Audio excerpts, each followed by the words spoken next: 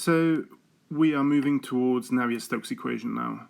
The Cauchy's equation of motion gives us Newton's second law as a balance of essentially mass times acceleration. On the left-hand side has to be balanced by a body force term, that's typically gravity in our case, and the stress tensor term, where Tij is the stress tensor. And we remarked earlier that this has 13 unknowns, 9 of which are due to the stress tensor, 3 due to the velocity, and then the unknown density. And depending on how you count, you have 6 or 7 equations due to momentum conservation, mass conservation, energy conservation. So we need to reduce the number of unknowns. And the first thing we can do fairly straightforwardly is show that in most cases the stress tensor is symmetric. And this is actually an example in Kundo. You can see how this works. Exercise 436. And that allows us to write Tij is equal to Tji. So if we think back to what is the stress tensor really, let me just write it out. So the diagonal terms here, these ones are normal stresses, and the off diagonals are our shear stresses. And so if the stress tensor is symmetric, then there's only 3 off diagonal terms. This means there's in total only 6 unique components. So now we're down to 10 unknowns in the Cauchy equation. That is still not enough. And so what we need, and this is the main part of this section, is we need a constitutive equation, which allows us to relate the stress T to the strain rate tensor S. So before we move on to the constitutive equation here, I wanted to note that the symmetry of the stress tensor doesn't hold in special cases like polarized fluid molecules in an electric field. Now we'll talk about the constitutive equation. For a Newtonian fluid is defined such that the stress and strain rates are linearly related. So we can consider 2 cases. First, in a static fluid, there's only normal stresses and there's no shear, so we only have compression. And if you have only normal stresses, consider like a water bath, then there's no dependence on the direction of the surface that your normal stress is acting on. That means the pressure P is the same in any direction that you consider. So P is the isotropic pressure. And as a result, we can write our stress tensor in the static fluid case as Tij equals minus P times delta Ij, because delta Ij, the Kronecker delta, is the only isotropic second order tensor. And unsurprisingly, that means for isotropic pressure, which has no shear, there's only diagonal components to Tij. So we only have T11, T22, T33.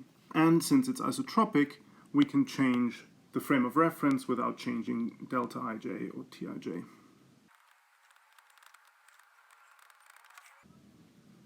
The second case we're going to consider is with motion rather than for a static fluid. And obviously with motion things become a little more complicated. So now we need to account for shear stresses due to viscous friction.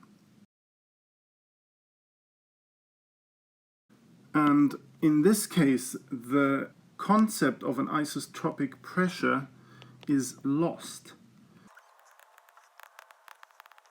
because isotropic pressure really is only defined for a static fluid, but there will always be a local intensity of squeezing, so to speak. And so the question is, can we define a dynamic equivalent to the classic static pressure P?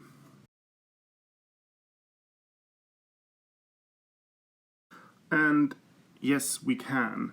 Basically, we'll define P now as the mechanic pressure using the trace of the stress tensor. So consider the trace of T, which is just Tii, i.e. the sum of normal stresses. So now we define the mechanic P bar as minus a third of the sum of the normal stresses. And obviously for a fluid at rest, P bar just reduces to P. We can then partition our stress tensor, Tij, into a isotropic term, P delta Ij, plus a deviatoric stress tensor, tau Ij. So this is called the deviatoric stress tensor. And it essentially refers to all the stresses that are shear. Yeah? So this is the non-isotropic part. And it's the pure shear part. So the trace tau II is 0, and this here is the isotropic component.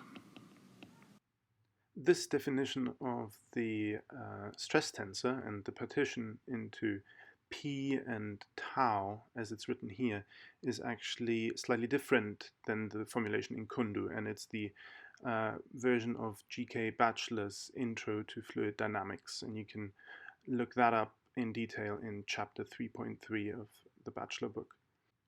So just to iterate this once more, the P bar is slightly different than the standard isotropic pressure, because isotropic pressure is only defined in equilibrium, and a fluid in motion is never in equilibrium. The question is, how do we relate tau, the deviatoric stress tensor, to our strain rate? So tau depends only on our strain rate tensor and not on the velocities or the rotation tensor. Yeah? So tau ij depends on Sij only, which makes sense, right? Sij is the strain rate tensor that describes deformation, and tau ij is the shear stress component of the overall stress. So in the most general case, relating the 9 components of tau to the 9 components of Sij, you write this as a double contraction of the tensor tau as a function of strain rate S is a 4th order tensor A doubly contracted with our strain rate tensor S. So that's a double contraction, and this thing here is a 4th order tensor. And essentially every element of this 4th order tensor is a constant of proportionality, because we've said that for Newtonian fluids the stress tensor is linearly related to the strain rates.